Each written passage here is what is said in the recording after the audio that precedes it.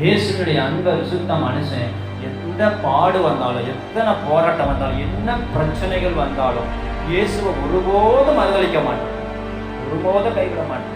இயேசு சொன்ன கட்டளைகளுக்கு கீழ்ப்படியும், தேவன் சொன்ன சத்தியத்துக்கு செவி கொடுப்பான். அவன் அடங்கி வாழுவான், திரிய மாட்டான், கண்ட இடத்துல திரிய மாட்டான், கண்ட இடத்துக்கு ஓட மாட்டான், கண்ட இடத்துக்கு அலைய மாட்டான். அவன் இயேசு சொன்ன சத்தியத்துக்கு கீழ்ப்படிந்து வாழுவான்.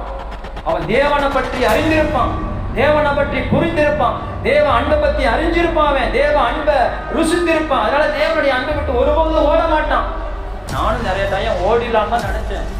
ஊழியமும் வேணாம், சபையும் வேணாம்னு சொல்லிட்டு நினைச்சு ஓடிடலான்னு.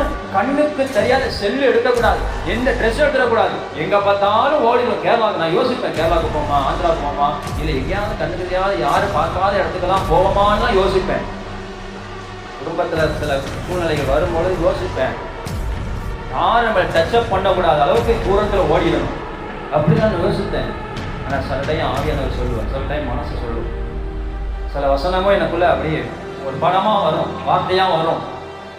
சோத்திரம், கலப்பை மேலே கையை வச்சவன் இன்னிட்டு பார்க்குறவன் சபிக்கப்பட்டவன். இன்னைக்கு சம்பாதிச்ச ஆத்துமாக்களோட நிலைமைகள்லாம் என்ன, என் நாட்டின் நிலைமைகள் அறிந்து கொள், அந்த நிலைமைகள் என்ன அப்படிலாம் அந்த வார்த்தைக்கு வசனங்கள் வரும்போது அப்படியே நம்ம துக்கமும் சந்தோஷமும் இன்னமே எதுக்கு நம்ம ஓடணும் அப்படிங்கிற எண்ணமே டோட்டலாக மாறிடும்.